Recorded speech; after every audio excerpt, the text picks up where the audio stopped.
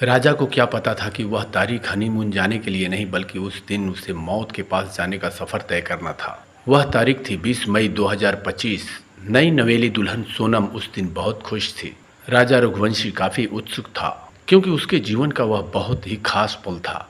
Honeymoon जाने से 9 दिन पहले यानी 11 मई को ही सोनम और राजा रघुवंशी ने 7 फेरे लिए थे। ट्रांसपोर्ट कारोबारी राजा रघुवंशी और पत्नी सोनम हनीमून के लिए 20 मई को मध्य प्रदेश इंदौर से मेघालय शिलोंग के लिए रवाना हो गए। शादी के बाद घूमने जाने का उनका कोई प्लानिंग नहीं था, लेकिन सोनम ने अचानक एक दिन अपने परिवार वालों से मेघालय जाने की टिकट बुकिंग के बारे में बताया। क्योंकि सोनम ने ही मेघालय जाने की टिकट कराई थी, लेकिन वापसी टिकट नहीं कराई गई थी। मेघालय के शिलोंग पहुंचने के बाद 23 मई को सोनम ने राजा को नोंगरियाट गांव घूमने जाने की सलाह दी और फिर वे दोनों एक किराए की स्कूटी लेते हैं और चल देते हैं। दोनों वहां तक चलते गए जहां तक कि बहुत कम लोग घूमने जाते हैं, लेकिन वह दोनों वापस नहीं लौटे। अगले दिन 24 मई 2025 को वह किराए की स्कूटी एक लावारिस हालत में मिली। उसी दिन से घर वालों के साथ फोन से संपर्क भी टूट गया। इधर लावारिस स्कूटी मिलने के बाद दोनों कपल की जानकारी पुलिस विभाग तक पहुंची। लापता दंपति का केस दर्ज हुआ और यहीं से पुलिस इस मामले को गंभीरता से लेने लगी। 25 मई से पुलिस और स्थानीय प्रशासन ने सर्च ऑपरेशन शुरू कर दिया। इधर मीडिया ने भी इस केस को लापता कपल के रोमांचक शीर्षक देकर रिपोर्ट करना शुरू कर दिया। इसी बीच परिवार वाले भी इंदौर से शिलोंग पहुंच गए। इधर लगातार पुलिस प्रशासन की खोज के बाद 2 जून को वेई साव डांग वाटरफॉल के पास एक गहरी खाई में एक शव मिला। शव की हालत इतनी खराब हो चुकी थी कि पहचानना मुश्किल था, लेकिन राजा के हाथ पर गुदे गए राजा टैटू ने उसकी पहचान की पुष्टि कर दी। राजा की सोने की चैन और अंगूठी गायब थी। पोस्टमार्टम में यह सत्यापित हो गया कि राजा की हत्या की गई है। पोस्टमार्टम में यह स्पष्ट हो गया कि राजा की मौत सिर पे गहरी चोट और धक्का देने के कारण हुई है। राजा का शव मिलने के बाद सोनम का गायब होने से कहीं न कहीं सोनम पर पुलिस का ध्यान केंद्रित होता गया और मीडिया वाले भी राजा हत्याकांड में सोनम का हाथ होने का संभावना जताते हुए समाचार बताने लगे।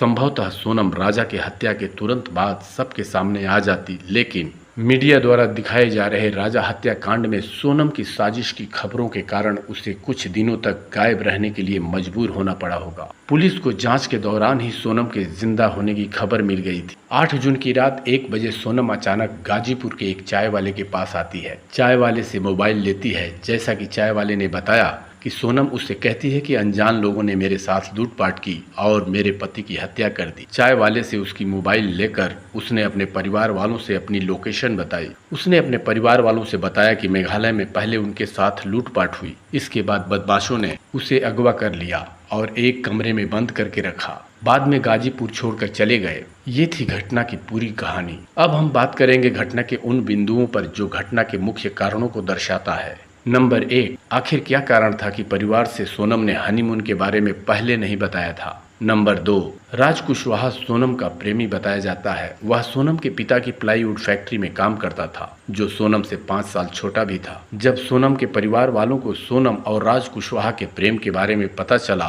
तो उनकी चिंताएं बढ़ गई, क्योंकि वे सोनम की शादी राज से नहीं करना चाहते थे। जब तक कि सोनम और राज कुशवाहा कुछ निर्णय ले पाते, तब तक राजा रघुवंशी और सोनम की शादी तय कर दी गई कि शादी के बाद भी सोनम और राज कुशवाहा कुल पर कलंक लगा सकते हैं। शायद इसीलिए विदाई का शुभ मुहूर्त दिन 31 मई था, लेकिन शादी के 3 दिन बाद ही सोनम की विदाई कर दी गई। विदाई के लिए निश्चित किए गए दिन से इतने दिन पहले सोनम को विदाई करने पर राजा रघुवंशी के परिवार वालों के मन में कुछ प्रश्न तो उठे, लेकिन उन्होंने नजरअंदाज कर दिया। नंबर 4, राजा रघुवंशी मांगलिक था। जैसा कि मांगलिक दोष वाले लड़के या लड़की की शादी मांगलिक दोष वाले के साथ ही हो सकती है, इसलिए ऐसे दोष वाले लड़के या लड़की की शादी तय करने में परेशानियां आती हैं। जब रघुवंशी के घर वालों को मांगलिक लड़की मिल गई तो ज्यादा छानबीन करना आवश्यक नहीं समझा। तो क्या राजा रघुवंशी के परिवार वाले आनन फानन में राजा और सोनम की शादी तय कर दिए, इसलिए उनकी गैर जिम्मेदारी ने उनको राजा रघुवंशी की हत्या जैसी दर्दनाक घटना तक पहुंचा दिया। सोनम अब पुलिस हिरासत में है।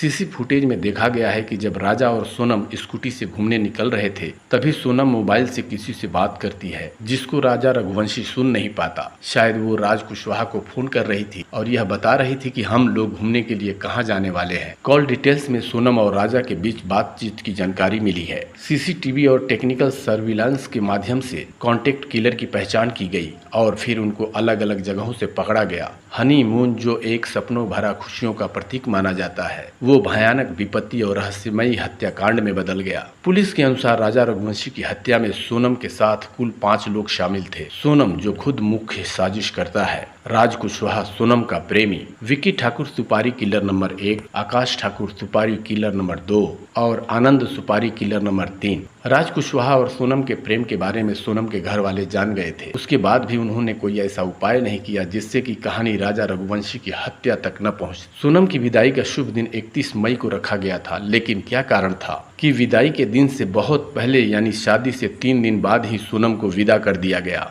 यदि विदाई के निर्धारित शुभ दिन पर ही विदाई होती तो सोनम और राज कुशवाहा को कुछ अलग निर्णय लेने का समय मिल जाता। शायद राज कुशवाहा और सोनम मिलकर कुछ और प्लान बना लेते और राजा रघुवंशी की हत्या तक बात नहीं आती। एक बात और कि राजा रघुवंशी की मां ने शादी से पहले सोनम के घर वालों से कहा था कि राजा और सोनम आपस में बात करें ताकि एक दूसरे को समझें, लेकिन सोनम की मां ने यह कहकर मना कर दिया था कि हमारे यहाँ इस प्रकार की परंपरा नहीं है। यहाँ भी यदि सोनम की मां उन दोनों के आपस में बातचीत के लिए तैयार हो जाती तो शायद शादी से पहले ही राजा को सोनम के प्रेम की सच्चाई का पता लग जाता।